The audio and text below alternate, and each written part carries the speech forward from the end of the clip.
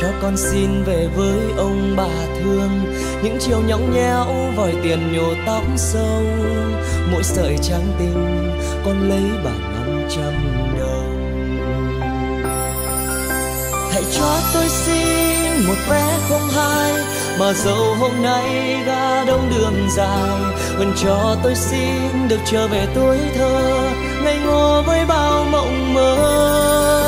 Hãy cho tôi xin một vé không hai, vé đi thôi không cần quay trở lại, chỉ cần cho tôi được trở về ngày xưa, sóng trôi với những ngày mưa.